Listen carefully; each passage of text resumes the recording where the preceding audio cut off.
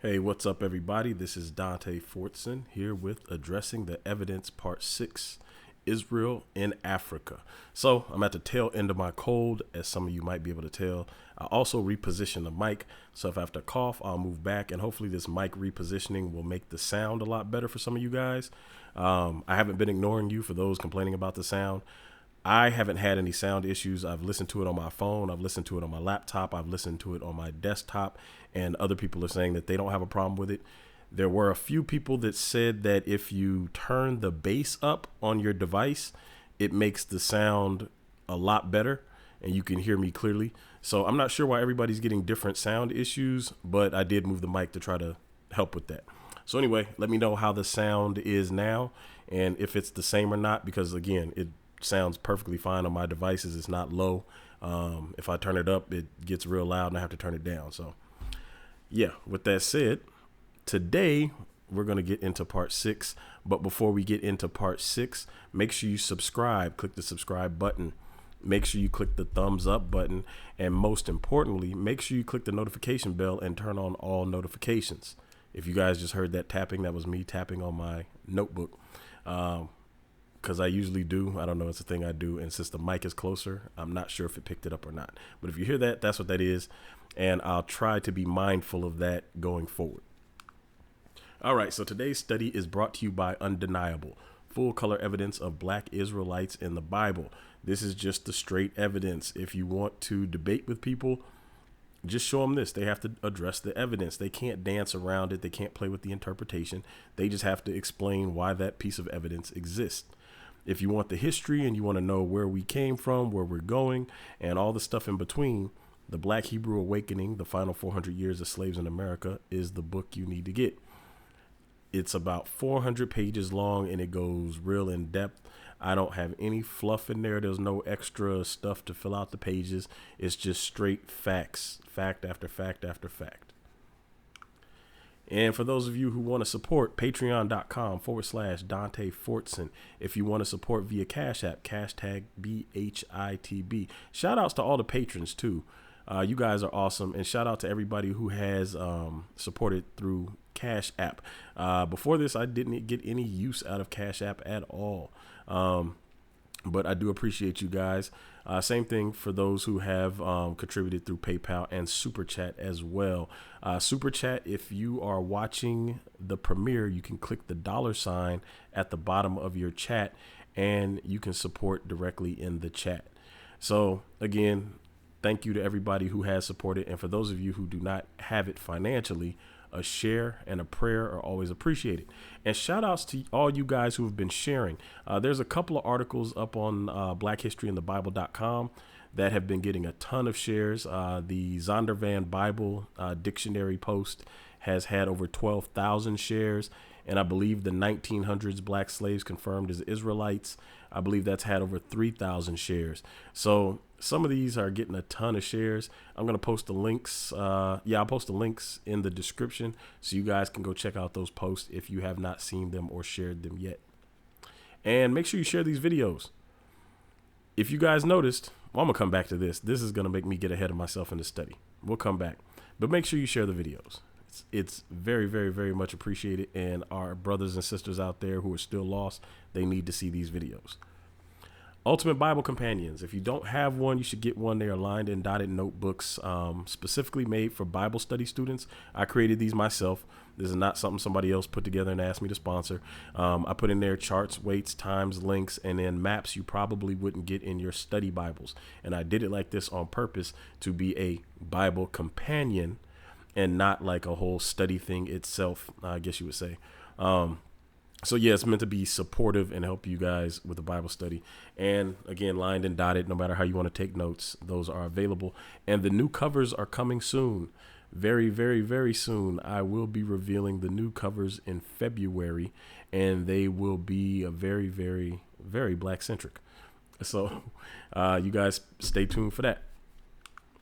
And if you want a free book, Pre-Slavery Christianity, It Was Never the White Man's Religion. This book is free. It is in PDF format. It is not a paperback. PDF format. You can buy it in paperback on Amazon, but if you want the free copy in PDF format, go to blackhistoryinthebible.com, enter your email address, check your email. That's important. Click the confirmation link. Even more important. Click the download link so you can get the PDF and enjoy. Again, blackhistoryinthebible.com. That PDF is completely free. All right. So a lot of you, more people than I expected, have asked me why I don't debate several people from UA. I don't even want to name them. Some of you have asked me to debate other people who are not related to UA, certain camps, like all kind of stuff. I've been getting all these people suggesting that I debate people. Nobody has challenged me to a debate directly. So I feel like debating is pointless at this point. This is in response to people asking me why I don't debate certain UA members and other people in the Eurocentric Christian community. It's pointless at this point because everything they do, as you can see on the screen, results in this for them. There is no upside. And so they are not going to debate me. They know exactly where I'm at. They're not going to challenge me to a debate. They're not going to openly do this to themselves. And the reason I say this is because those of you who are familiar with the certain UA crazy lady who likes to yell and threaten people, she spent 3, 4, or 5 hours dancing around the Harry Johnston evidence. They talked about human zoos. They talked about racism. They talked about Darwinism. They talked about everything except for the evidence of whether or not the Elamites were Negroes. They're not going to address it because they can't. You see that none of the other UA members or anybody from the Eurocentric Christian community has openly addressed the Harry Johnston evidence or the evidence from the Cambridge University. I've put out, this is video 6 in the Addressing the Evidence series. They have not addressed any shred of the evidence, not one bit, not a single bit of it. So they're not going to debate me. So debating is pointless for them because they're not going to win. And debating is pointless for me because I've already proven my point. They won't address any of the actual evidence. And so if I go on there to debate them with this evidence, they're still not going to address this evidence. So there becomes no point to this debate at all. It's a lose-lose for everybody. It's a waste of my time, and they will end up taking themselves out, as you can see this lady did with this watermelon. So, yeah, that's the answer for most of you guys. As far as debating camps, again, I'm not debating anybody. I don't care to debate anybody at this point in my walk and at this point in my life. I'm putting up my videos. If anybody wants to respond to my videos, you are more than welcome to respond to my videos. If you prove me wrong, as I've always said, I am willing to post that and update my doctrine if you prove me wrong. But that means you have to have scripture. You have to have scripture in context. You have to have historical records. You have to have all of that stuff. And you have to disprove the stuff that I found. See, it's not just well, I found this, this, and this that says the opposite, so you're debunked. Which, some people need a dictionary to figure out what that word debunked means. So, yeah, I'm up for an exchange. If anybody wants to respond to these videos, feel free. However, me coming to debate you over topics that I've already addressed on here when you haven't bothered to address the evidence, probably not going to happen. I'm not going to waste my time with it. I have better things to do. Now, an iron sharpening session with Teo I will do, but that'll happen behind the scenes, probably via email. You guys, I'm going to share some stuff with you guys coming up, some iron sharpening stuff that me and Teo, we did a couple years back that led to some great revelations. I felt like they pushed me further and I pushed them further. And then when we got on the same page, we reached a whole different understanding of Gentiles between the three of us. So anyway, yeah, that's a Easter egg for you guys who like video games. So anyway, let's keep going. Quick addendum. For those of you who have not watched part 5, you may want to watch part 5. But there is a quick addendum, and this was kind of done on purpose to segue between parts 5 and part 6. Part 5, we touched on the land shadowing with wings. So I'm not going to give a full breakdown right now. So if you want that full breakdown on everything we talked about in part 5, make sure you go watch the video Addressing the Evidence part 5. Woe to the land shadowing with wings, which is beyond the rivers of Ethiopia. And we broke down what it meant to be beyond the rivers of Ethiopia. that sendeth ambassadors by sea, even in vessels of bulrushes upon the water, saying, Go ye swift messengers to a nation scattered and peeled, to a people terrible from their beginning hitherto, a nation meted out and trodden down, whose lands the rivers have spoiled. All right, so woe to the land shouting with wings, which is beyond the rivers of Ethiopia. We talked about how I believe that that is America based on the directions given. We even got into some of the Strong's Concordance that showed the direction they would come from. Let me go back just a second.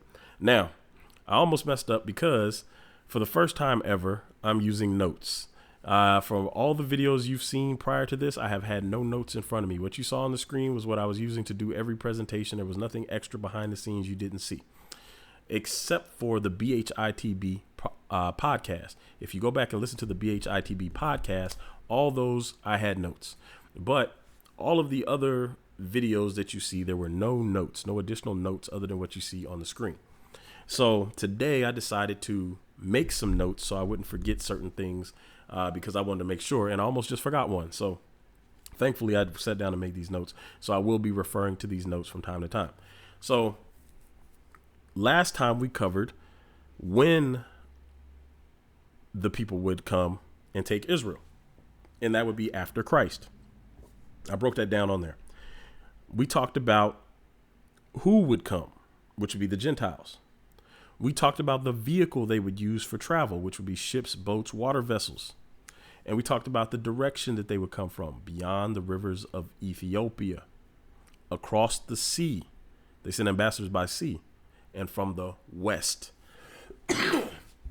So they come from the west by sea in boats. They're Gentiles who, if you watch Addressing the Evidence Part 3, I identify as Japheth. Again, all of this is consistent, and we know it had to take place after Christ. And if you don't know how all that adds up, again, go watch Part 5. So if they were coming across the sea, now notice they come across the sea from beyond the rivers of Ethiopia. Now we looked at the Ethiopian map. Ethiopia is over here. And they come from across the sea, and it's from the west. And we see here on this map, Oceanus Aethiopicus, the Ethiopian Ocean. Today, you guys know it as the Atlantic Ocean, the same ocean used for the transatlantic slave trade. And right over here around this area is the slave coast. You'll see it in a second, but it's the slave coast. So where did they have to come from? The west, across the sea, the rivers or waters of Ethiopia, the Ethiopian Ocean. Now, understand that that word river in the Strongs, sometimes the word rivers, waters, sea can be used interchangeably. And we never see the word ocean in the Bible. So the words sea and ocean are interchangeable as well. It doesn't, the kind of body of water is less specific than we think it is. But we know they come from beyond the rivers of Ethiopia, from the west, across the sea, and it just so happens to be named the Ethiopian Ocean. Now, why mention Ethiopia? It could have mentioned Cush. It could have mentioned, well, it did mention Cush, but it could have mentioned Libya, Egypt, any of these other countries that we know of from the biblical times. But it chose to mention Cush or Ethiopia, beyond the rivers of Cush or Ethiopia. And then we see this on another map. And right here, you can see the slave coast marked out. And then again, the Ethiopian Sea. And once again, over here, we have Oceania Ethiopicae. So the Ethiopian Ocean. So all of these maps show that there's an Ethiopian Ocean or Ethiopian Sea. And once again, woe to the land shadowing with wings, America, which is beyond the rivers of Ethiopia that send ambassadors by sea. Anyway, if you guys want a breakdown of those verses, go watch Part 5. I just wanted to show you guys these maps because we're going to get into some stuff today. This segues into today's lesson. And we start to talk about Israel in Africa and why the Gentiles would have to come from the west across the Ethiopian Ocean over here to grab up Israel. So we're going to get into this in one more map right here, the Ethiopian Ocean again. And here's, I should have actually got the information on who made these maps. I'll do that and then I'll post these maps. Anyway, so let's talk about why. Well, actually, before we get to the why, let's talk about one other Bible verse that often gets overlooked.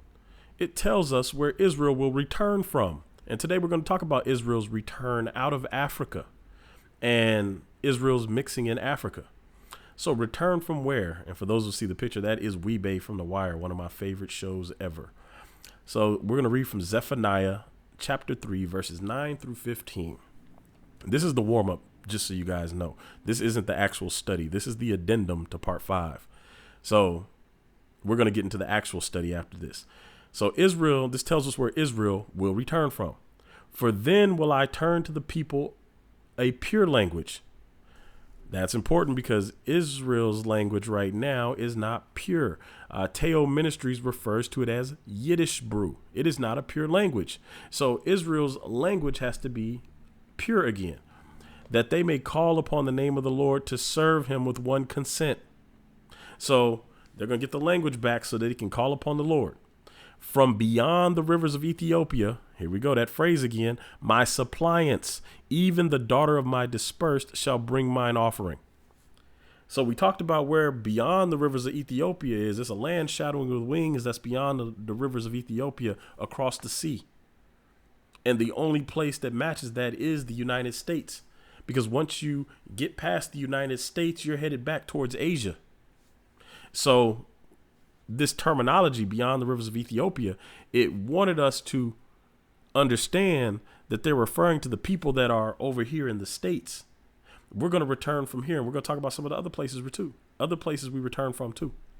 So from beyond the rivers of Ethiopia, my suppliants, even the daughter of my dispersed shall bring my offering.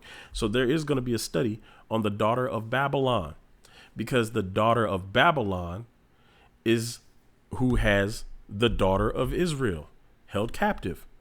And one of the things you're going to find, let me go back and show y'all something again real quick. One thing you're going to find is that there are a ton of white European Christian scholars that teach that America is the daughter of Babylon. They have spent time and energy and hours, and I'm going to point them out, teaching that America is the daughter of Babylon. And if America is the daughter of Babylon, the Bible says that's who kidnapped Israel. That's who enslaved Israel. This is why they don't want to debate. But anyway, we're going to go forward. So we return from there. It says, in that day shalt thou not be ashamed for all thy doings, wherein thou hast transgressed against me. For then I will take away out of the midst of thee them that rejoice in thy pride, and thou shalt no more be haughty because of my holy mountain. I will also leave in the midst of thee an afflicted and poor people, and they shall trust in the name of the Lord. The remnant of Israel shall not do iniquity nor speak lies, neither shall a deceitful tongue be found in their mouth. For they shall feed and lie down, and none shall make them afraid. This reference to fear that keeps coming up, we're going to address that not in this study, but in a future study. I've touched on it before. But it says, none shall make them afraid. Sing, O daughter of Zion. Shout, O Israel. Be glad and rejoice with all the heart, O daughter of Jerusalem. Notice it keeps referring to them, the daughter of, the daughter of, the daughter of. The Lord hath taken away thy judgments. He hath cast out thine enemy, the King of Israel. Even the Lord is in the midst of thee. Thou shalt not see evil any more. Whose judgments were taken away? The people who are scattered beyond the rivers of Ethiopia, the daughter of his dispersed, the Israelites. So if y'all still don't understand what this book is saying about who took Israel and where Israel is, the Bible is really, really, really specific. It's telling you exactly where they are. They're across the sea to the west. It gives us the directions. Again, go watch part 5.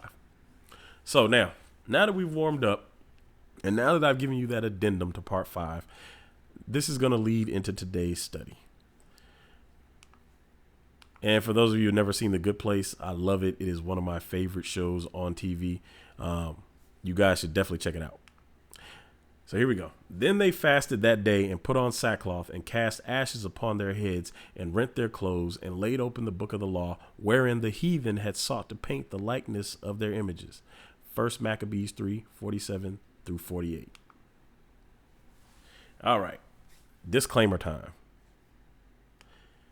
This study will mess up your Eurocentric Christian beliefs.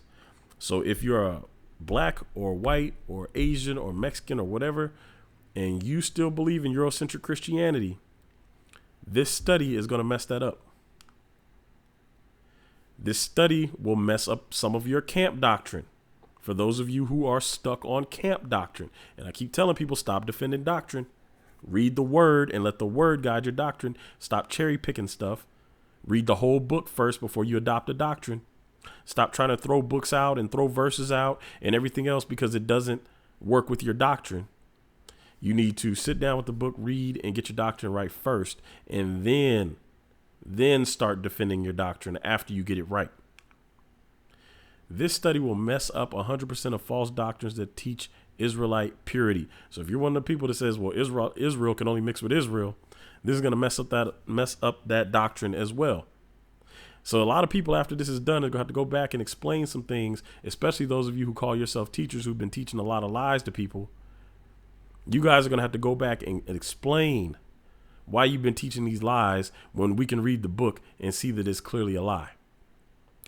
This study shuts down all nonsense about a white, olive, or Middle Eastern Israel. If you are one of those people saying that Israel's white, olive, Middle Eastern, this study is going to kill all that. So these are my disclaimers. So if you don't want your doctrine to be tampered with, do not watch this video. But I guarantee you, if you're a teacher in a position, you want to watch this video because your people that you are leading are going to have questions if they watch this video. So the first question is simple. It's not a trick question. There's no reading between the lines. Were Hamites black? This is something you got to answer for yourself. You have to ask yourself this, answer for yourself. Were Hamites black? And I'm going to give you all a second to consider that before we continue. And the reason I'm giving you a second to consider it is because it's going to determine whether or not you're honest. If you say Hamites were not black, then you're taking the position that Cushites were not black. The Ethiopians were not black because they come from Ham. And if you are taking the position and you're admitting that everybody from Ham was a black person, it's going to be one or the other. And this is Chidi from The Good Place. If you guys don't watch The Good Place, I love this show, man. All right, so let's start in the Garden of Eden. We'll start off with something lightweight. This doesn't really prove anything. It just shows you guys a little bit of biblical geography.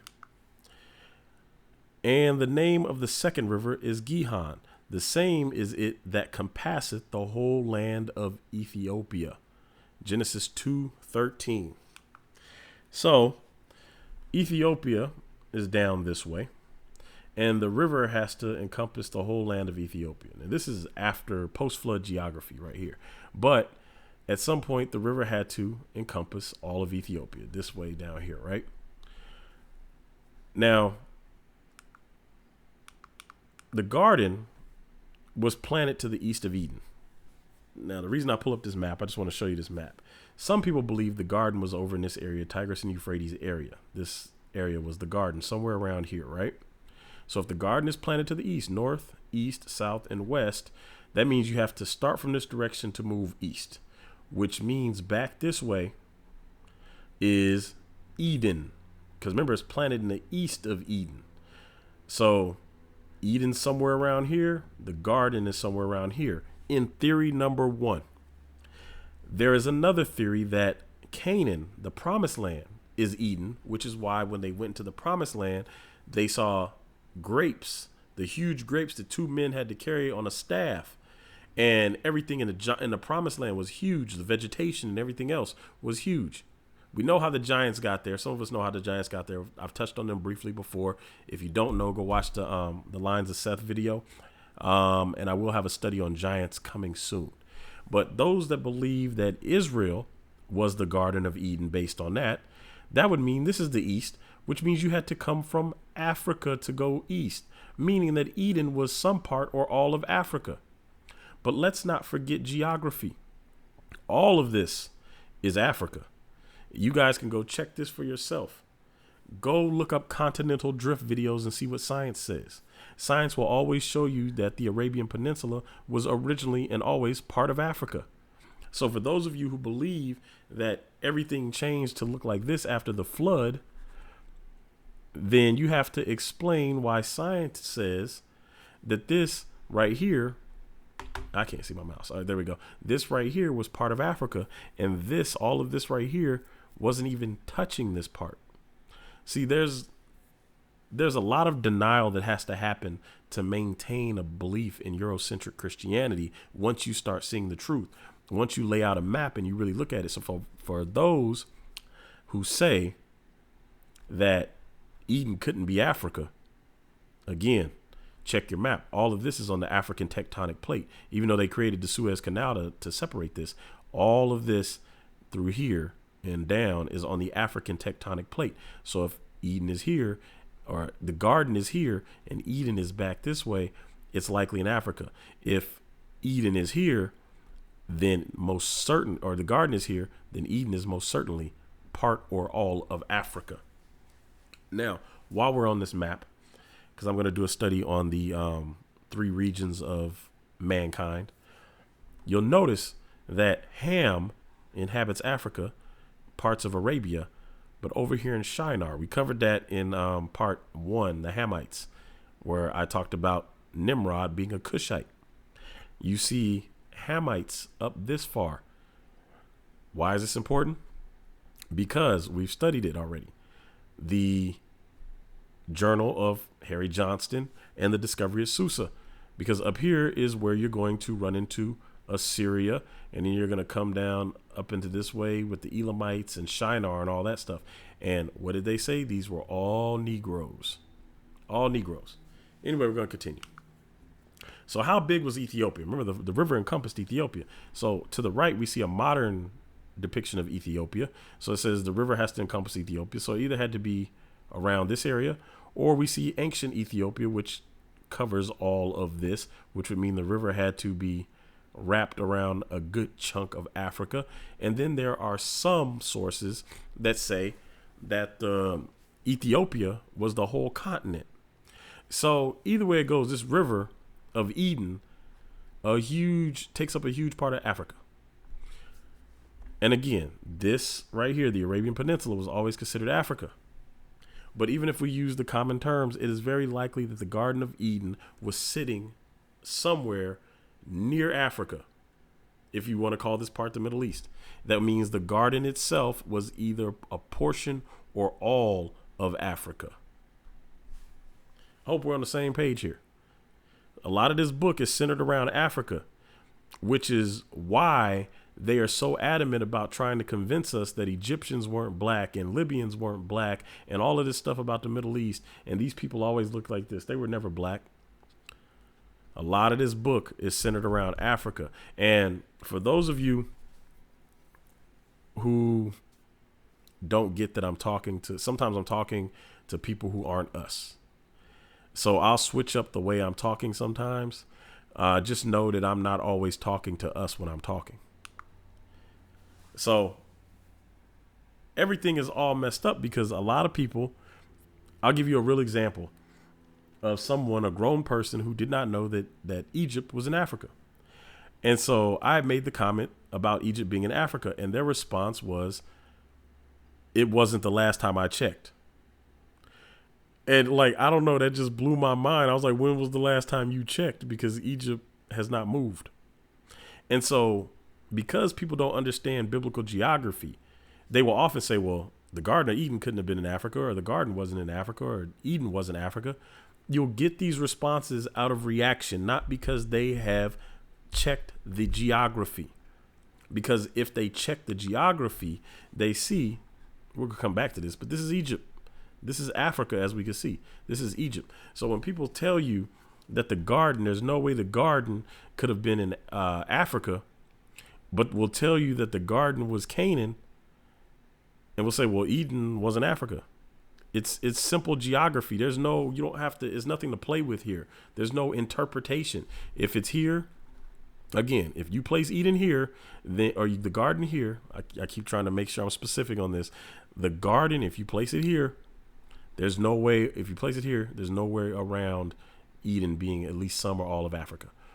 If you place it here, again, very, very hard to get around Eden being some or all of Africa. All right. So let's talk about Abraham in Africa. As you can see, I highlight, well, I didn't do it, but this map highlights Egypt in Africa. Abraham goes to Africa in the Bible. And there was a famine in the land, and Abraham went down into Egypt to sojourn there, for the famine was grievous in the land. And we talked about sojourning. It means a temporary stay. And it came to pass, when he was come near to enter into Egypt, that he said unto Sarai his wife, Behold, now I know that thou art a fair woman to look upon. Fair not meaning light skin, means good looking. Don't take that out of context. Some of these Eurocentric Christian doctrines will try to tell you she was fair skinned. No, it means she was beautiful to look upon. Dig into the Strong's Concordance yourself and verify it. Don't let these people trick you into believing that she was a fair-skinned woman going into Africa. Therefore, it shall come to pass, when the Egyptians shall see thee, that they shall say, This is his wife, and they will kill me, but they will save thee alive. So Abraham was scared that his wife was so beautiful that he was going to get killed over her. Say, I pray thee, thou art my sister, that it may be well with me for thy sake, and my soul shall live because of thee. And it came to pass that when Abram was coming to Egypt, the Egyptians beheld the woman, that she was very fair. The princes also of Pharaoh saw her and commanded her before Pharaoh, and the woman was taken into Pharaoh's house. So Abraham and Sarah goes in the Pharaoh's house.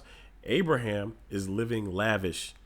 This is how Abraham gets rich. He comes out of this whole situation rich because Sarah is in Pharaoh's house, and Pharaoh is treating Abraham very well until God starts plaguing him.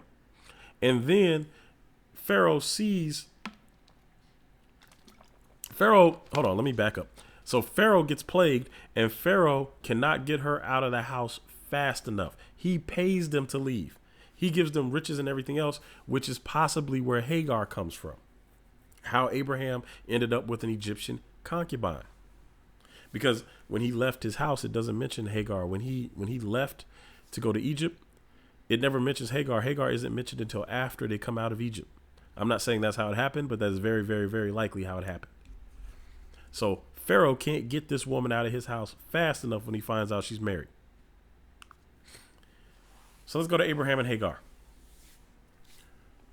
So if you guys think that Israelites are pure, you got to think again, and they weren't allowed to mix with other people. Remember, Abraham's a Hebrew, he's not an Israelite. So I'm going to show you this because these people that they mix with early on in the Bible come back into play later. And if you understand who they're mixed with now, there's no way later you can come back and say they're pure. So depending on your answer, if you told me Hamites are not white, then you have to stick with that. If you say Hamites are black, you got to stick with it. If you said Hamites are not black, well, you're going to have a problem in a second. So this is Abraham and Hagar. Now Sarai, Abraham's wife, bare him no children, and she had a handmaid, an Egyptian, whose name was Hagar. And Sarai said unto Abram, Behold now, the Lord hath restrained me from bearing. I pray thee, go in unto my maid. It may be that I may obtain children by her. And Abram hearkened to the voice of Sarai. So Sarai tells Abram, I have this Egyptian woman, get her pregnant, and her children will be mine. So that means Sarah, I'll just say Sarah because I keep wanting to say it anyway, but her name gets changed to Sarah later. She is willing to accept a Hamite Hebrew baby as her own. So Abraham goes in and does it. So it says, and Sarai, Abraham's wife took Hagar, her maid, the Egyptian, and Abraham had dwelt 10 years in the land of Canaan, and gave her to her husband Abram to be his wife. This is Genesis 16, 1-6. And he went in unto Hagar, and she conceived. And when she saw that she had conceived, her mistress was despised in her eyes. So she's like, I got the kid now. So now I'm the one that the focus is on.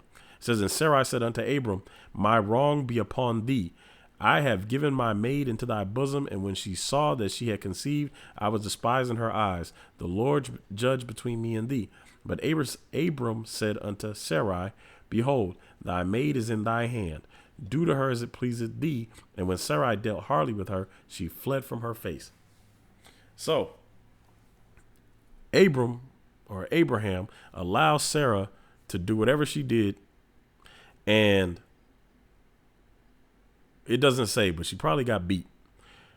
So Hagar left, and Hagar is going to have Ishmael.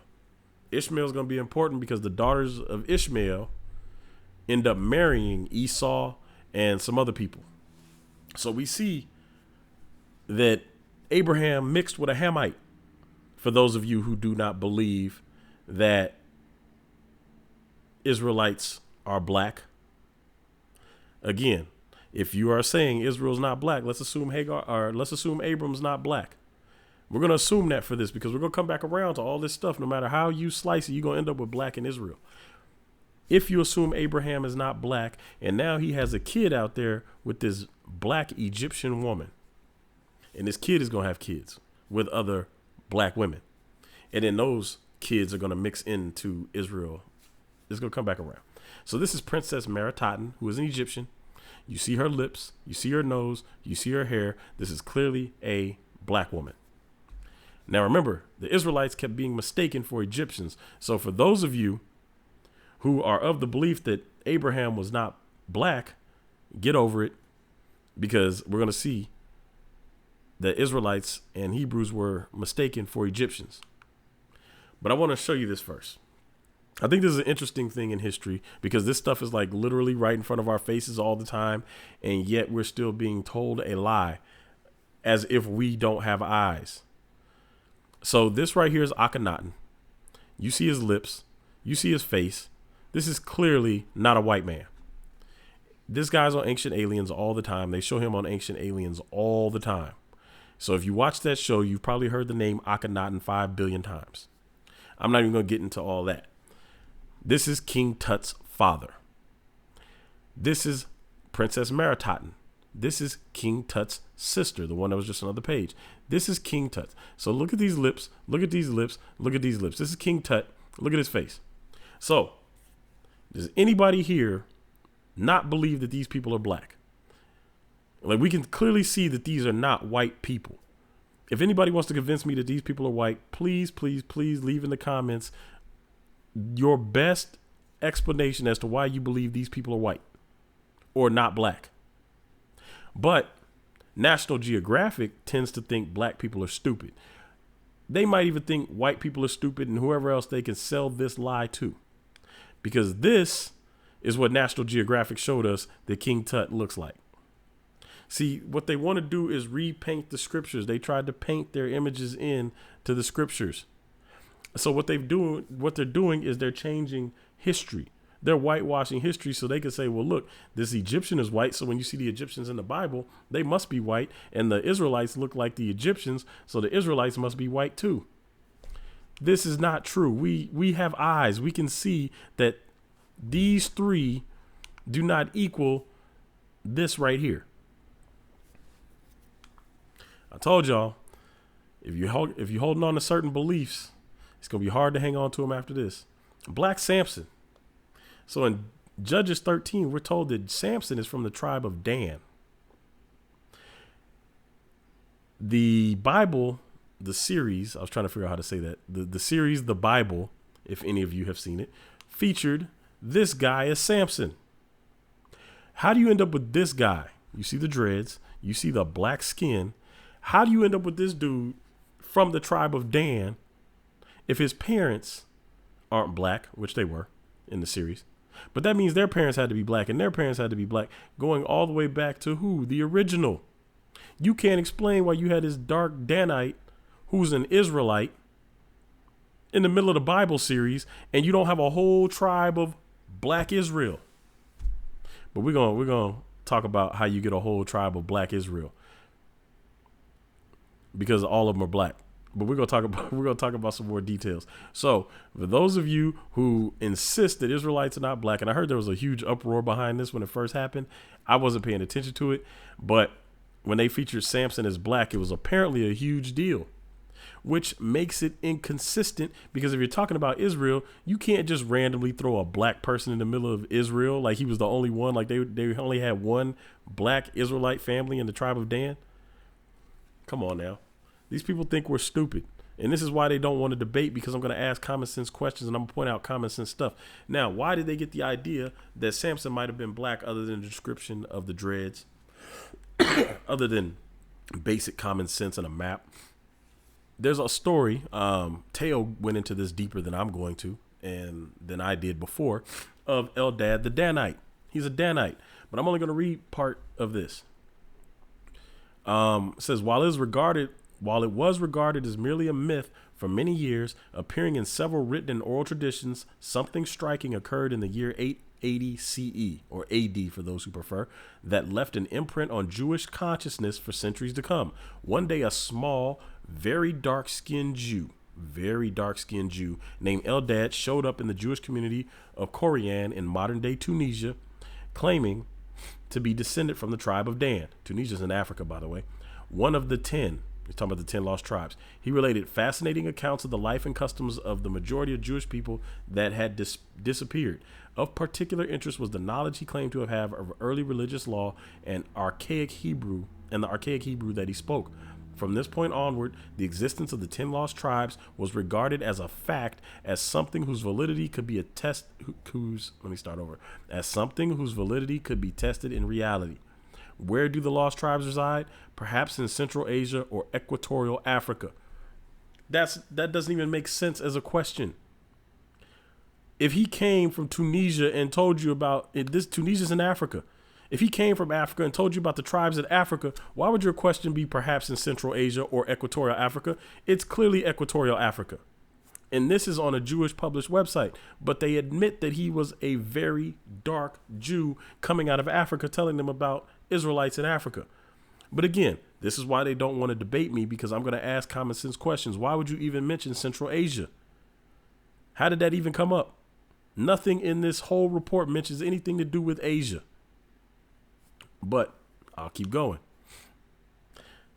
If you watch The Good Place, you get it. So let's talk about 70 going into Africa. Because the Exodus, a ton of people come out. Some estimate about 1 million or more came out. But 70 went in to Africa. So we're going to read this. Genesis 46, 26 through 31. All the souls that came with Jacob into Egypt, which came out of his loins, besides Jacob's sons' wives, all the souls were 66. And the sons of Joseph, which were born him in Egypt, were 2 souls. All the souls of the house of Jacob, which came into Egypt, were 70. 70. A score is 20 for those that don't know. So 3 times 20 is 60 plus 10. And he sent Judah before him unto Joseph to direct his face unto Goshen. And they came into the land of Goshen. And Joseph made ready his chariot and went up to meet Israel his father to Goshen, and presented himself unto him. And he fell on his neck and wept on his neck a good while. And Israel said to Joseph, now let me die, since I have seen thy face, because thou art alive. And Joseph said unto his brethren and unto his father's house, I will go up and show Pharaoh, and say unto him, my brethren and my father's house, which were in the land of Canaan, and are come unto me. Where were they at? They were in the land of Canaan. This is important because they're living among black people, Hamites. Canaan was a son of Ham, for those who answered the question to begin with. If you said Hamites were black, I don't care what denomination, race, or color you are. This is about being honest with yourself. If in the beginning of this study you said Hamites are black, just know that Canaanites are Hamites. And we're going to come back to the Canaanites later. So they were dwelling among black people in Canaan, Hamites, and then moved among more black people in Egypt, which are Hamites. And here we go, some more pictures. Joseph and Asenath. Remember, Joseph had kids in Egypt. And we're going to read about that because they just referenced the kids in Egypt in 46. We're not necessarily going in biblical order here or chronological order. Genesis 41, 45 through 50. And Pharaoh called Joseph's name, something I'm not going to butcher, we'll say Z. And he gave him to wife Asenath, the daughter of Potiphar, priest of On. That was actually kind of hard to say. And Joseph went out over all the land of Egypt. And Joseph was 30 years old when he stood before Pharaoh, king of Egypt. So Joseph is 30, he got a wife. And Joseph went out from the presence of Pharaoh and went throughout all the land of Egypt. And in the 7 plenteous years, the earth brought forth by handfuls. And he gathered up all the food of the 7 years which were in the land of Egypt, and laid up the food in the cities, and the food of the field, which was round about every city, laid he up in the same. And Joseph gathered the corn, Joseph gathered the corn as the sand of the sea, very much until he left numbering, for it was without number. So he stopped counting. There was so much corn. And unto Joseph were born 2 sons before the years of famine came. So Joseph was 30, which means his 2 sons are born between 30 and 37, because they had 7 years of plenty. And these sons were born before the famine. So they have to be born sometime between Joseph being age 30 and 37. It says, before the famine came, which Asenath, the daughter of Potipharah, priest of On, bare unto him. Okay. So Joseph has an Egyptian wife. These are Egyptian paintings, hieroglyphs. These are not hieroglyphs, but these are paintings. Egyptian paintings. This is how they depicted themselves. So in the beginning, if you said Hamites are black, you see here, it makes sense. Everything is consistent, right? So if Joseph had a child, 2 children with a woman that looked like this, or a woman that looked like this, or a woman that looked like this, or a woman that looked like this, that would mean Ephraim and Manasseh were mixed with this, for those of you who say Israel was not black. For those of you who know Israel was black, it's not surprising to you. But those who keep saying Israel's not black, but Hamites are black, now you have a problem. Now you have a problem because Ephraim and Manasseh are black, and Ephraim and Manasseh are tribes of Israel. So now you have to deal with that. You can't tell me that there aren't black tribes of Israel, because as we just saw, Dan, that's 1. We just saw Ephraim and Manasseh. That's 2. That's at least 3 tribes of Israel. So if anybody's mixing with Dan, Ephraim, or Manasseh, they got Hamite blood in their system. So you have to admit that Israelites have black in them at some point. So like I said, this is going to mess up your theology if you keep thinking in a pure Israel or a white Israel or any of the other stuff. So let's talk about Simeon and the Canaanitish woman, because in the book of Numbers, Shua, who is the son, we're going to talk about it in a second, Shaul, you're going to have the Shaulites, or the Shaulites, I believe it's pronounced. They're going to be numbered in, I think it's 22,000, in the 22,000 total. They are counted as part of the tribes of Israel. This is going to come from Genesis 46, 8 through 10. And these are the names of the children of Israel, which came into Egypt, Jacob's and his sons, Reuben, Jacob's firstborn, and the sons of Reuben, Hanok, and Phalu, and Hezron, and Carmi, and the sons of Simeon. So it told you 70 came in. Now they're naming them. The sons of Simeon, Jemuel, and Jamin, and Ohad, and Jachin, and Zohar, and Shaul, the son of a Canaanitish woman. The Shaulites come in later, but Shaul is the son of a Canaanitish woman. Where did they come out of? The land of Canaan. Who were Canaan Hamites? This right here is a Canaanite deity. So if Canaanites were not black, why would they be worshiping a woman with braids and thick lips and a broad nose? She looks like somebody probably live in your neighborhood. But you're telling me these people were not black, but they're worshiping a woman with braids? Now it says Canaanite goddess, possibly Atharat. Why would their goddess look like a black woman if they were white people or Middle Eastern or anything else? Why would their goddess look like a black woman? We touched on this briefly, the mentality behind it. When you go back and look at the Zoroastrian priests, you have to ask yourself, why was a Persian priest worshiping a black god? Why were Persian priests looking for a black messiah? Because these people want you to believe that all these people in the Bible were white. So now Simeon has a Canaanite son. Better check Simeon off that list. Check Simeon off the list. You got Dan checked off the list as being black. You got Ephraim and Manasseh checked off the list. You now got Simeon mixing in with Hamites. So Israel, there's no way Israel's pure. There's four out of the 12 tribes. Do the math. What's 4 times 3 is 12. 1/3 of the tribes got Hamite in them now. We're not done yet, though. You got Judah and Tamar. Now, before we get into Judah and Tamar, you got the Phoenician king. You got the Phoenician king right here. Not the Phoenician king. The Phoenician bringing the monkeys to the king. So look at this thick lips. Look at the hair. Look at the beard. The Phoenicians, black people. And I'm gonna tell you why I keep switching. I'm gonna tell you in a second why I switch between the Phoenicians and the Canaanites. Now, for those who say Tamar was not a Canaanite. And some people say Tamar is an Israelite. Now I'm about to step on some camp toes. The camps that say Tamar was an Israelite, how? Please explain how. Because you have 70 souls that went in with Jacob into Egypt. The first 13 were 12 boys and 1 girl. The boys had to find wives before they start producing anybody. Before they start producing Israelites, they need wives. They weren't reproducing with their sister Dinah. That didn't happen. So you need to get wives. Where would you get wives from? You would get wives from the land you're living in. Where were they living? They were living in the land of Canaan. That's why Judah's first wife was a Canaanite. And Judah also took a wife for his son. So he took Tamar.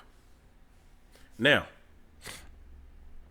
Tamar has 2 sons. And one of those sons is going to become the lineage of Christ. But let me go ahead and read Genesis 38:11 through 16. Then said Judah to Tamar, his daughter-in-law, remain a widow at thy father's house till Shelah my son be grown. Why would he say it that way if she was an Israelite? Because she would have been in the first generation. He would have said, hey, stay at my brother's house. Or he would have named his brother, because she would have had to have been the son of one of, or the daughter of one of his brothers, if these were the first generation of Israelites. If she was the same age as his son and came from one of his 11 brothers, this stuff is, to me, common sense. If you just look at it and look at the timeline and keep it in context, a lot of these people in these camps couldn't teach you some of this stuff. So he said it a certain way. Remain a widow at thy father's house till Shelah my son be grown. Shelah was his 3rd son. So now, Shelah was his 3rd son. She was supposed to wait until Shelah was grown up, which means she was older, which means she was closer to probably Judah's first son's age, which is who he took her for. So that was the first generation. It would have said Judah took a wife from the tribe of whoever, but it does not say that, because Tamar was a Canaanite, because they were living in the land of Canaan. It says, and in the process of time, the daughter of Shua, Judah's wife, died. So Judah's wife, let me back up. So you have Shelah and you have Shua. Let me read that again, just so you guys aren't confused, because I almost confused myself for half a second when I reread that. All right, in the process of time, the daughter of Shua, Judah's wife, died. So Judah's wife is the daughter of Shua. Shelah is his son. And Judah was comforted and went up unto his sheep shearers in Timnath, and he and his friend Hira the Adullamite. And it was told Tamar, saying, behold, thy father-in-law goeth up to Timnah to shear his sheep. So they knew who she was. They knew it was a father-in-law. And she put her widow's garments off from her, and covered her with a veil, and wrapped herself, and sat in an open place, which is by the way of Timnath. For she saw that Shelah was grown, and she was not given unto him to wife, because Judah didn't want his son to die. When Judah saw her, he thought her to be a harlot, because she had covered her face. So Judah was looking for a prostitute, or whether or not he was looking for a prostitute, Judah wanted a prostitute at that moment and thought she was a prostitute, and she went along with it. And he turned to her by the way and said, go to, I pray thee, let me come in unto thee. For he knew not that she was his daughter-in-law. And she said, what wilt thou give me that thou mayest come in unto me? So they're negotiating a whole prostitution agreement here now. Let's not sugarcoat this stuff. She's a Canaanite and he wants her. So for those of you who think the Israelites are pure, the Canaanites look like this. So we know Tamar probably looked like a Negro. We also know she's from the line of Ham if she's a Canaanite. So go ahead and knock Judah off your list as pure. We didn't knock Simeon off the list. We didn't knock Dan off the list. Ephraim, Manasseh, now Judah. That's five tribes with Hamite mixed in their blood. Right here. A fragment of a painted limestone relief dating to about 1400 BC from Thebes in Egypt depicts defeated Canaanites. I want y'all to notice something. This dude is dressed a little bit different than the rest of these guys. But this is what they look like after some of the paint has been worn off. You can see this guy's a little bit darker than the rest because a lot of their paint has been worn off. His is a little bit darker. This guy, I don't know what side he was on or any of that, but the beard fashion looks like he has a tiny afro. But we also know black people come light skinned as well. We know that in the Bible, it does not say that they mixed with Japheth. But we know in real life that a lot of these people started to mix with Japheth. However, it doesn't change the fact that they were Hamites, and this is how they're depicted. So again, I keep jumping back and forth between the Phoenicians and the Canaanites. So the Phoenician, this is a Phoenician bust from the Phoenician period in Spain. Ain't that in Europe? So why were the Phoenicians in Spain? Tradition has it that the Phoenicians founded the city of Cadiz in the west and southwest Spain in 1100 BC to exploit the natural resources in the area, housed in the Museo de Cadiz, Spain. So you have Phoenicians, Hamites all the way up in Europe. We're going to keep it going. So again, for those of you who said at the beginning Hamites are black, be honest and stick with that. For those of you who said Hamites are not black, please explain why this dude looks like this. He's a Hamite. He's a Phoenician. Look at his lips. Look at his nose. He is clearly not a European. And how do I know Phoenicians and Canaanites are the same? I Googled it. Phoenicians and Canaanites. This is why I kept switching between. The Phoenicians, famous as the traders and sailors who contributed so much to early Greek civilization, were in reality Canaanites. The great cities of Tyre and Sidon, and before them, Byblos and Ugarit, were Canaanite cities located on the Mediterranean coast of what is today Lebanon. This is from timemaps.com. If you keep searching, you can go to as many sources as you want to. Almost every single source will tell you that the Phoenicians and the Canaanites were the same people. So now when you look through history and you see references to the Phoenician, know that they were Hamites. See, again, these people don't want to debate because I'm going to point out all of this stuff in the debate, and they don't have any answers for it, because if they had answers for it, they would have already addressed the evidence. They've had parts 1 through 5, and now they're getting part 6. And for those of you who are familiar with the Urban Apologetics Challenge, they haven't addressed that either. I'm gonna put a link to or go find the Urban Apologetics Challenge. I might put a link to it on there, but they haven't addressed any of this evidence because they can't. They have no answers for it. So what they're gonna do is they're gonna continue to attack people so that you won't pay attention. They think if they attack the person and get you to not pay attention to that person, it's the same as defeating the evidence. It's not. It's nowhere near remotely the same. They are scared to address the evidence, so they won't. If they wanted to address the evidence, they would have by now. But again, if you're one of those people that are watching you and trying to hold on to your doctrine, just wait. It's going to get progressively harder to hold on to the doctrine of a pure Israel. It's going to get progressively harder to hold on to the doctrine of a non-black Israel. So you have the son of an Egyptian man. This is after they leave Egypt. 70 go into Egypt. How are they reproducing? Who are they reproducing with? Because Egypt is Hamites. Egypt is called the land of Ham in the Bible. Egypt called itself Kemet, land of the blacks, so the black land. We talked about this. Kemet, land of the blacks. The Bible calls it the land of Ham. We see how they painted themselves. You see this guy over here on the wall? That guy ain't Caucasian. Now, if this is what the men look like, we already showed you what the women look like. This is what the men look like. And these are people are living among the Israelites. Just remember that they are not considered Israelites, but the stranger that shall live among you. We already went over what the strangers are. So for those false teaching that the strangers are Israel, please go back and watch my videos. I break down who the strangers are and what that means. And we're going to see an example here.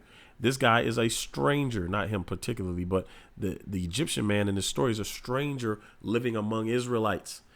He came out with them during the Exodus. It says Leviticus 24:10 is after the Exodus. And the son of an Israelitish woman, remember they're being specific here, whose father was an Egyptian, because the lineage is traced through the male, not the female. So if your father's an Egyptian, you're considered an Egyptian. If your father's an Israelite, you're an Israelite.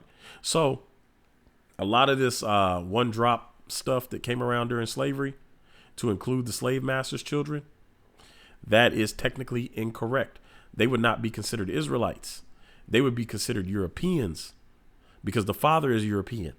However, we do invite them with us because we consider them our own, because they are not accepted over there. And unlike them, we don't mind. We don't mind if these people are mixed and living among us. We accept them as us because they have our blood in them. Even though they get rejected by the other side, even though they have white blood, many of them get rejected unless they're like super, super, super whitewashed. Many of them get rejected from them, which is why you see a lot of light skinned or mixed black people have mostly black friends and family that they associate with. Hope we're on the same page about this. We're a lot more accepting than they are. So anyway, this is why we see this happening here. And his son, and this son of an Israelitish woman and a man of Israel strove together in the camp. Notice how they differentiate. And the Israelitish woman's son blasphemed the name of the Lord and cursed. And they brought him unto Moses, and his mother's name was Shelomith, the daughter of Dibri of the tribe of Dan. So the tribe of Dan, we see it again. The tribe of Dan was mixing with Hamites, for sure. That's how you end up with a black Samson, for those who don't believe Israel was black to begin with. This is how you get a black Samson, mixing in with Egyptians. But again, we know that they kept getting mistaken for Egyptians because we've covered it. And the Egyptians keep turning up black the further you go. You only get this light-skinned, white-skinned Egyptian as you come closer into modern history. Not when you go back into further BCs. You get dark Egyptians. So there's no way that they did not look like Negroes if the Egyptians were dark and they kept getting mistaken for Egyptians. It's just common sense. And again, this is why they're not going to come debate. They're not going to debate me. It's not going to happen. So let's talk about Moses and the Cushite woman. Again, this is after the Exodus. So they come out of the Exodus. They got an Egyptian with them. They got a Cushite woman. And Moses is a Levite. So now you got a Levite mixing with a Hamite. I keep telling y'all, if y'all holding on to this idea of a pure Israel, you need to let it go. Stop with the false doctrine. If you're holding on to the idea of a white Israel, you need to let it go. Stop with the false doctrine. Stop defending a doctrine. Look for the truth. This is the whole story. Went over this before. Numbers 12:1. I'm not going to read the whole thing, just verse 1. And Miriam and Aaron spake against Moses because of the Ethiopian woman or Cushite woman whom he had married, for he had married an Ethiopian woman. The word is Cushite in the Hebrew. This was not Zipporah. Zipporah was a Midianite. The Midianites were a whole nother one of Abraham's sons, descendants, that he sent away from Isaac. He sent all his other sons away from Isaac. So this is why I tell people you need to read this whole book and know who's who and what's what before you start defending a doctrine. So now we got Moses mixing in with a Cushite. You keep seeing they keep taking Hamite women. Why do Israelites keep taking Hamite women? Because they look alike. This dude right here, this old white dude was not walking around Africa going into Egypt demanding that Pharaoh let his people go from slaves out of Egypt. It makes no sense. It does not make any sense. These people were not serving harsh slavery for however long it was. I've seen the breakdown that said they served slavery for 80 years. I know they were in Egypt for 215 years. However the math breaks down, they weren't in Egypt for any of it doing any amount of slavery as Caucasians, period. That's my whole point. Not a single day, not a month, not a year, not nothing. They just want you to believe that these people were trekking through Africa all willy-nilly, just all up in Canaan with the Africans living up in there, taking Canaanite wives and still remaining Caucasian when they had these kids with Canaanite wives from the line of Ham. Then they want you to believe they took an Egyptian wife from the line of Ham, and we see how dark they painted themselves, and they had Caucasian children. This idea sounds absolutely absurd. Now, consider how absurd this sounds. And then consider that some of the camps teach that Esau had a black father, a black brother, and married black Ishmaelite women and had Caucasian children. Both of them are equally ridiculous. And yet, while some of y'all laugh at white people for believing this, some of y'all believe that camp nonsense of Esau being a Caucasian in Africa, having Caucasian children, and fathering the whole entire Caucasian race out of Africa. Let's stop with the nonsense. We'll get into Esau later and how they mixed later on down the line with Zepho and all these other people that come into play. But Esau was not born a white man. Esau was not born a Caucasian, because if he was, that would have ended as soon as he married Ishmael's daughter and had children with her. But we're not going to get into Esau right now.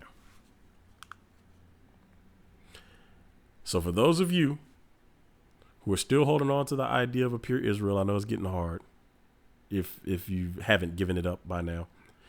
Same thing for those of you who believe in a white Israel in Africa, running around with Africans and mixing with Africans and, remaining Caucasian. Makes no sense, but so be it.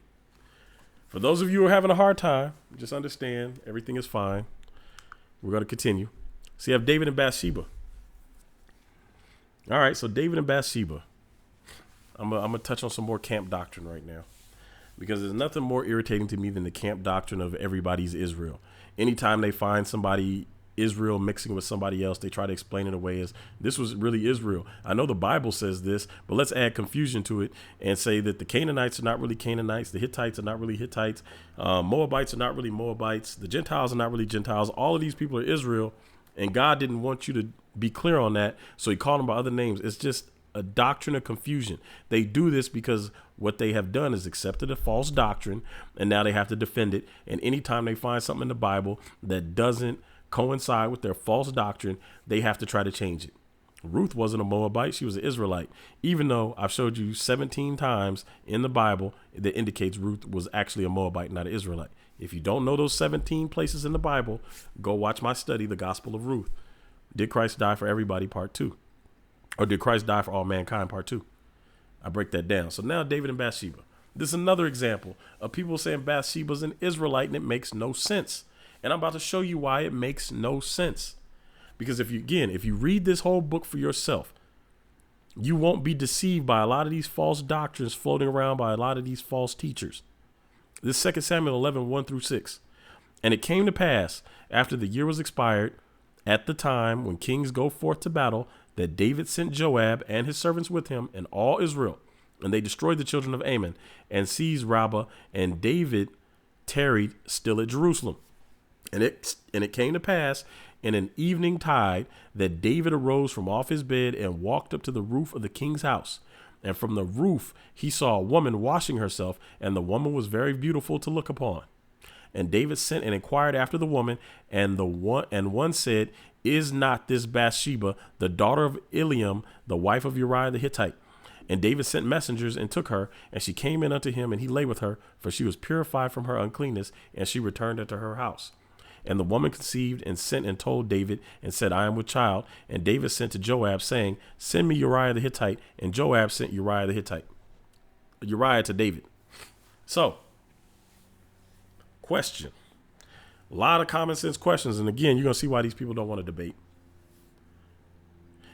How was David going to pass this child off as Uriah's? Because remember, the whole scheme was to trick Uriah into laying with his wife, because it would have been so close that Uriah would have believed that it was his child if the child was born. Uriah is a Hittite. The Hittites are the descendants of Heth. We see that in Genesis. They actually tell you, they refer to the son of Heth as a Hittite. So the Hittites are Hamites. They're black. If you said the Hamites were black in the beginning, stick with that. The Hittites are Hamites. I'm going to address the camps in a minute, but the Hittites are Hamites. They're black people. So David sees this woman bathing. So Bathsheba is, we'll come back to Bathsheba in a second. So if Uriah is a Hittite and he's black, how is David going to pass his child off as Uriah's child if he's not black? Common sense, people. Common sense. And I'm talking to those of you who do not believe Israel was black. Now, for those of you who do believe Israel is black, more specifically those who fall in line with this camp doctrine of Bathsheba being an Israelite. Now, number one, a lot of the camp doctrine is real slick, and it involves a lot of twisting of scripture. They'll say, well, she purified herself, and that's an Israelite custom, so therefore she's an Israelite. It makes perfect sense. However, they will tell you, well, she was an Israelite because of this, and Uriah wasn't really a Hittite because they had wiped out the Hittites, and they had started calling themselves by the name of the Hittites. Some camps teach this, not all camps. I want to be very specific. Not all camps teach this false doctrine. They will tell you that these people the Israelites wiped out all these people and moved into their land and started calling themselves by the name of the people. So now think about it. I'm let's say tribe of Dan, right? Just example. I'm tribe of Dan. I move in, I wipe out the Hittites. Now, I'm not giving you their actual geographic places they assign these people. I'm just giving you an example. So don't say, well, Dante thinks the tribe of Dan wiped out the Hittites. That's not what I'm getting at. I'm proving a point. So if you tribe of Dan, you wipe out the Hittites, I'm not going to then move into their land and start saying, well, I'm a Hittite now. Call me a Hittite. I'm no longer a Danite. Call me a Hittite. That's not how that worked back then.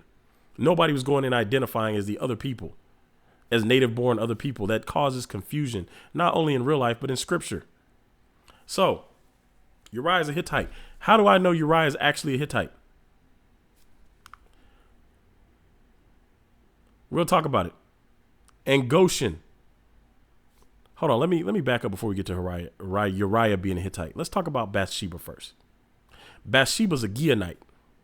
The Gionites or Gilonites are Hamites. They are Canaanites. We see this in the book of Joshua. Now we're in 2 Samuel. We see this in the book of Joshua 15:51. And Goshen and Halon or Holon and Gilo, 11 cities with their villages. This is when they're going in conquering. Gilo is one of them. Then we jump over to 2 Samuel 11:3. And David sent and inquired after the woman. And one said, is not this Bathsheba, the daughter of Eliam, the wife of Uriah the Hittite? So she's the daughter of Eliam or Eliam or Eliam, however you want to pronounce it. You get to chapter 23 and it gives you the rest of the story. Chapter 23, verse 34. Eliphalet, the son of Ahasbai, the son of Machathite, Eliam, the son of Ahithophel, the Gionite. Eliam is the son of Ahithophel, the Gionite. This is important right here. He's the son of Ahithophel, the Gionite. So if she's the daughter, if Ahithophel's a Gionite, which is a Canaanite tribe, and Eliam, or Eliam, however you say his name, is the son of Ahithophel, and Bathsheba is the son of Eliam, wouldn't that make Bathsheba a Gionite? Wouldn't that make Bathsheba a Canaanite? Wouldn't that make Bathsheba a Hamite? Wouldn't that make Bathsheba black for those of you who said Hamites are black? Tribe of Judah, still mixing with Hamites.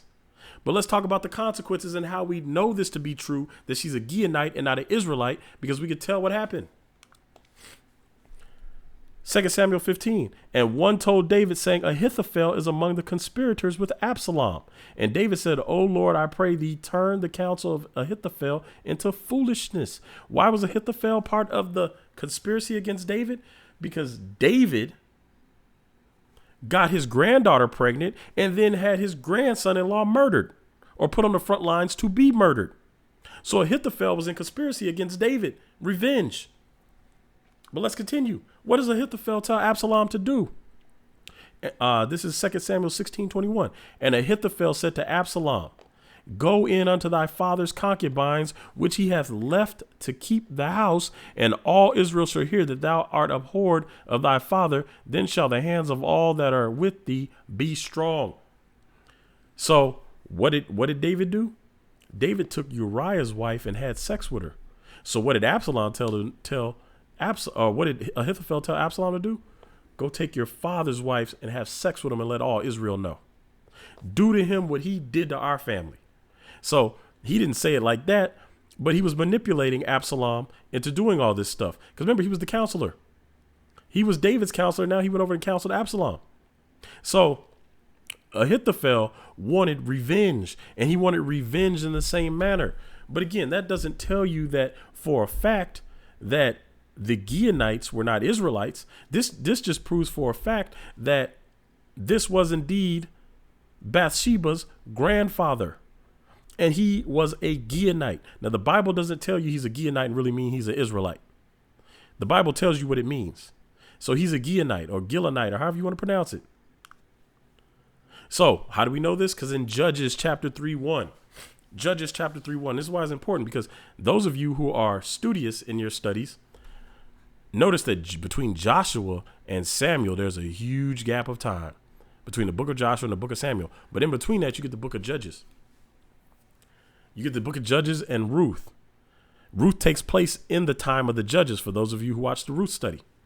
So Judges and Ruth coincide to the same period of time before you get to 1st and 2nd Samuel. So again, hopefully you guys are following the timeline here. Judges 3:1-7. Now these are the nations which the Lord left to prove Israel by them, even as many of Israel as had not known all the wars of Canaan.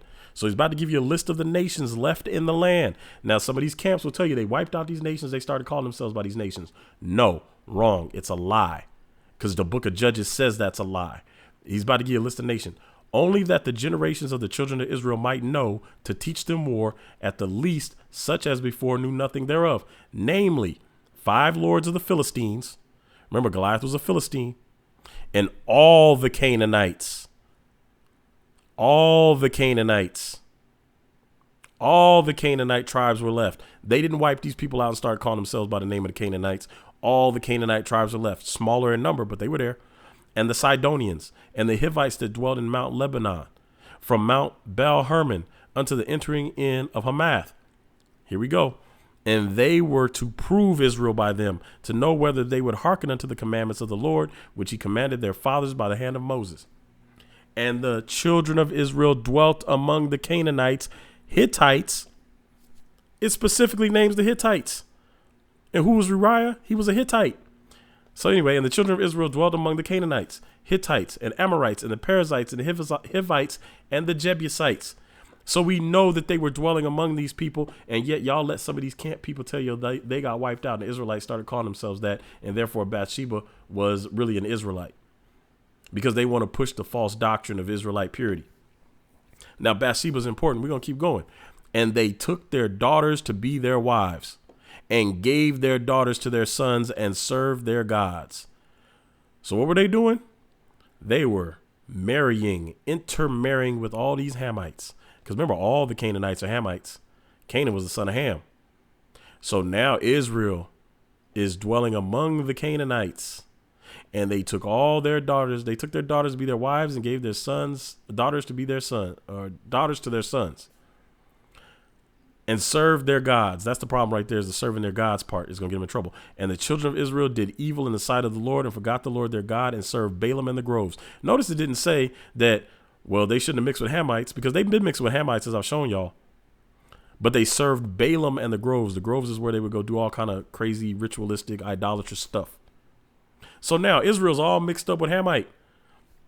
So hopefully y'all aren't still hanging on to the idea of a pure Israel, of a Israel, because it's not possible. Mathematically, it's not possible when you have 12 boys and 1 daughter. It's not mathematically possible. Go watch my book of Ruth study. They mentioned Tamar among the non-Israelite women that helped build the nation. They mentioned her among the Syrian women because she was a Moabite. She wasn't Israelite. So now you see Israel's mixing all up with these people, right? Why is Bathsheba important? Because Bathsheba is the mother of Solomon. So Bathsheba's a Hamite that mixed with King David. And you got Solomon, the first son that they had, God killed him because it was of adultery and murder. And God didn't honor that at all. So David's first child, I don't know if it's I think it was a boy if I recall, but the first child that he had with Bathsheba when he got her pregnant through this adulterous act, and then tried to cover it up, and then got Uriah killed on the front line. God killed that child. And so then David and Bathsheba have another child, and that is King Solomon. So if David was ready, if you guys missed my study on God's skin color and other answers about race in the Bible, go watch that video. David is ruddy.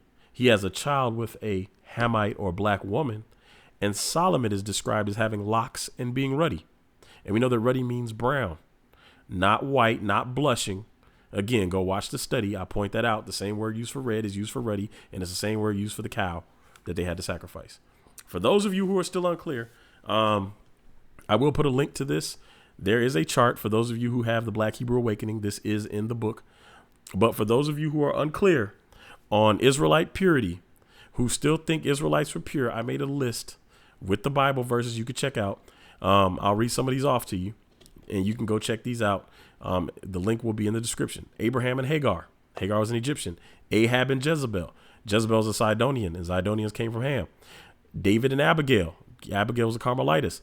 David and Ahinoam. She was a Jezreelitess. David and Bathsheba. She's a Gianite or a Canaanite. Esau and Adah. Adah's a Hittite, black. Esau and Basemath. She's a Hittite, black. Esau and Judah. She's a Hittite, black. And then you have Esau and Ishmael's daughter. But anyway, we'll keep going. Judah, the daughter of Shua. She's a Canaanite. Judah and Tamar, as I just proved, she's a Canaanite. Moses had the Ethiopian or Cushite woman. Samson had Delilah. She was a Philistine. The Philistines are from Ham. Samson and the Philistine prostitute. Simeon had the unnamed Canaanite woman. We just read that. He had a Canaanitish woman, a kid with a Canaanitish woman. Solomon had Pharaoh's daughter. She's Egyptian. Solomon also had the Queen of Sheba. She's Ethiopian. And we haven't got too much into Menelik or Menelik the first. But as you can see, these people kept mixing. They kept mixing. I could have put Ruth and Boaz, but Ruth was not a Hamite. Ruth was actually a Hebrew. Because remember, the Moabites came from Lot and his daughters. And Abraham was a Hebrew. If Abraham was a Hebrew, it means his father was a Hebrew. And if Abraham's father was a Hebrew, then Abraham's brother was a Hebrew and Lot was his nephew. It just makes common sense if you break down everything and start asking the right questions. But the problem is people don't like the evidence because it messes with their doctrine. This is why I keep telling people, stop grabbing onto a doctrine and then trying to defend it. Read the book, understand the context, understand the history, and then defend that as the truth. So let's talk about Israel and the Ethiopians real quick. We're not going to spend too much time on Israel and the Ethiopians because Ethiopia is going to come up again over and over and over again. But there's one story. There's others. You have the Queen of Sheba story. You have the eunuch in the New Testament under Queen Candace. And the Ethiopians are very much tied to the Bible because you have Haile Selassie until the 1970s when he was deposed. And he claimed to be a direct descendant of King Solomon. He was the last of the Solomonic Empire to rule Ethiopia. So right here we have another encounter with an Ethiopian. Man, that's hard to say. In Jeremiah 38, 8 through 13. Ebed-melech went forth out of the king's house and spake to the king, saying, My lord the king, these men have done evil in all that they have done to Jeremiah the prophet, whom they have cast into the dungeon, and he is like to die for hunger in the place where he is, for there is no more bread in the city. So now this Ethiopian is going to bat for Jeremiah the prophet. Then the king commanded Ebed-melech the Ethiopian, saying, Take from hence 30 men with thee, and take up Jeremiah the prophet out of the dungeon before he die. So Ebed-melech took the men with him, and went into the house of the king under the treasury, and took thence old cast clouts and old rotten rags, and let them down by cords into the dungeon to Jeremiah. And Ebed-melech the Ethiopian said unto Jeremiah, Put now these old cast clouts and rotten rags under thine armholes under the cords. And Jeremiah did so. So they drew up Jeremiah with the cords and took him out of the dungeon. And Jeremiah remained in the court of the prison. So it was an Ethiopian that came and got Jeremiah out. So again, they have all these interactions with Africa. It's not just mixing. They having interactions with Africans. They're forming friendships. They're saving Ethiopians, preaching the gospel. Remember the eunuch under Queen Candace had a copy of the book of I think it was Isaiah. I think it was Isaiah the prophet. It might have been Jeremiah, but I'm pretty sure it was Isaiah the prophet. So we see these interactions. How did the Ethiopians get the book in the first place? So now let's talk about being gathered out of Africa. For those of you who think Israel's not in Africa or wasn't in Africa or couldn't be in Africa, there's a problem because the Bible says otherwise. They shall not hurt nor destroy in all my holy mountain. I'm reading Isaiah 11, 9 through 13. They shall not hurt nor destroy in all my holy mountain, for the earth shall be full of the knowledge of the Lord as the waters cover the sea. So everybody's going to know God, full of the knowledge of the Lord. And in that day, there shall be a root of Jesse, which shall stand for an ensign of the people. To it shall the Gentiles seek, and his rest shall be glorious. And he's not talking about the Hellenized Jews or any of the scattered tribes. He's talking about Europeans, the Gentiles, those from the line of Japheth. Read Genesis 10 or watch Addressing the Evidence Part 3. And it shall come to pass in that day that the Lord shall set his hand again the second time to recover the remnant of his people, which shall be left from Assyria. We covered Assyria. They look like Negroes. And from Egypt, Negroes there too. That's in Africa. And from Pathros. There we go again. And from Cush, black people. And from Elam. We saw what the Elamites look like. And from Shinar. We saw in the Bible that Israel, that Nimrod was a Cushite that built Shinar, or that whole area.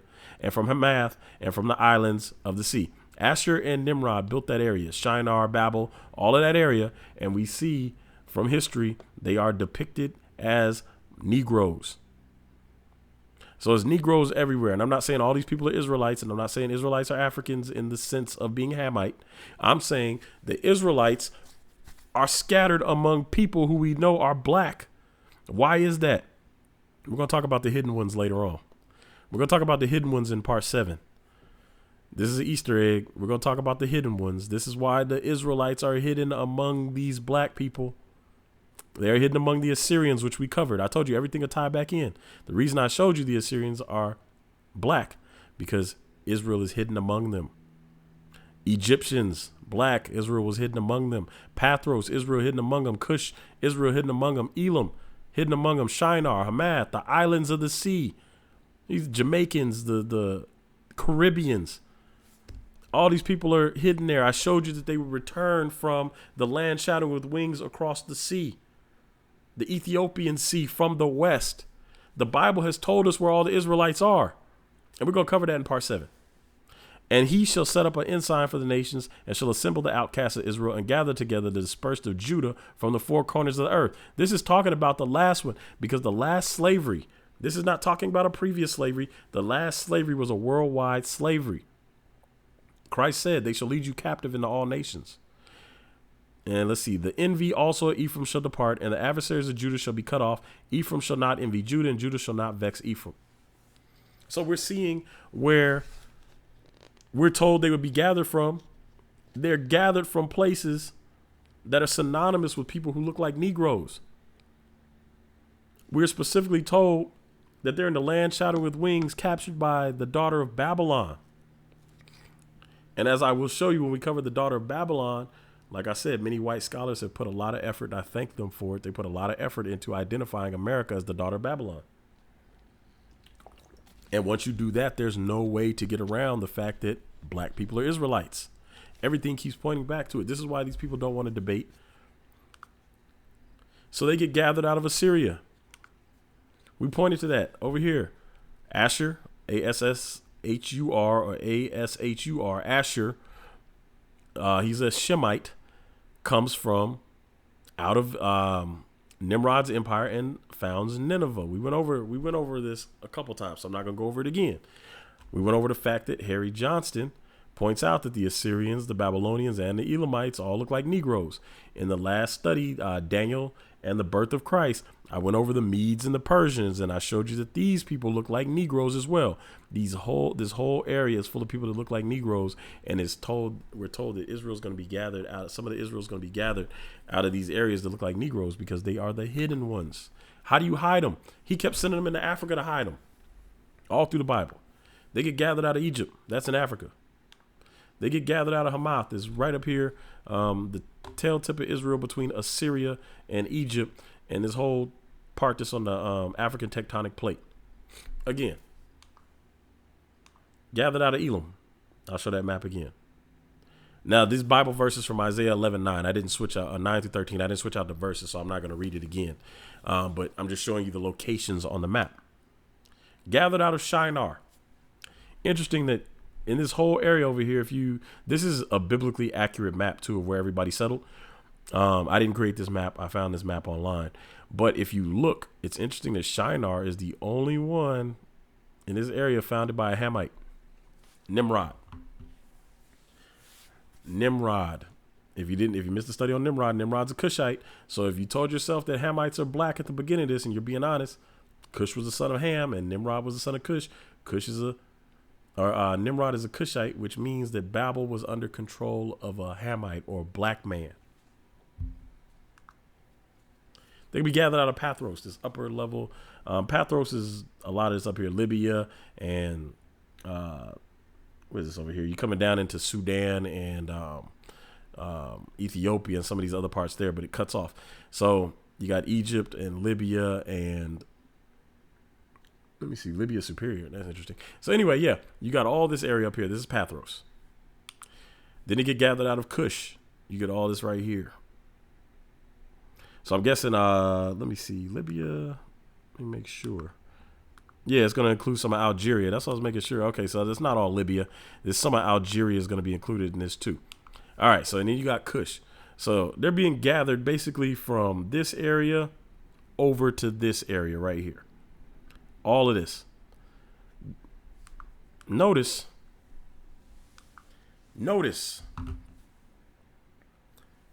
they didn't mention anybody being gathered out of Europe or out of Japheth's territory.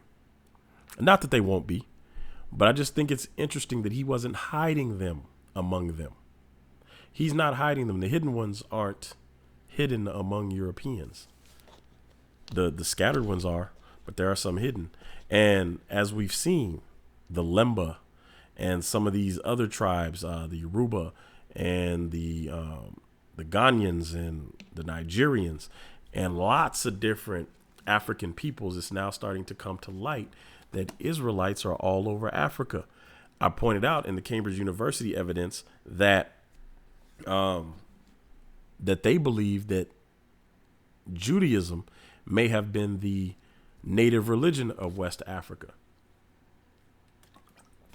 So there's a lot of consistency when you believe the truth. The inconsistency comes when you start to believe a lie. So for those of you who do not have a copy of Undeniable yet, make sure you grab that copy. If you don't have the Black Hebrew Awakening, make sure you grab that as well. I break down a lot of this stuff. And again, if you guys are wondering why I haven't debated, it's because nobody has asked me to debate. They won't ask to debate because there is 6 videos now worth of stuff for them to debunk, and they haven't debunked anything. There's a whole challenge out there for them to debunk, and they haven't done it. And I said I would post it. If they do it, I'll post it.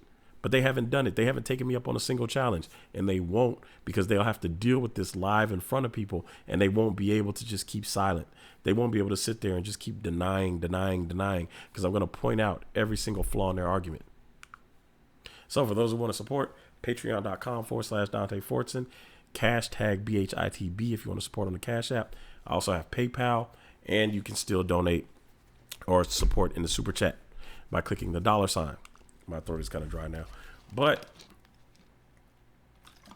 all right, just like, all right. So subscribe to my channel, hit the subscribe button, hit the thumbs up button. Make sure you click the notification bell. Please share the videos. There is a contest coming very, very soon in February. I'll give you details as it gets closer, but you'll want to subscribe, hit the notification bell so you do not miss it. You'll be able to earn entries from February 1st through March 15th, and it's going to be for a bunch of paperback books. I'm not going to say how many just yet, because you'll get those details as it comes out, but it's going to be for a bunch of paperback books. There's going to be 3 winners, and you're not going to be able to buy these. You'll be able to buy the books individually, but the box that everything is getting put together in, I'm doing a different kind of box, and there'll only be 3 of them. I'm not making a bunch of them. They won't be for sale. You will only have 3 winners. So stay tuned for the details on that. But with that said, till next time, I'm out.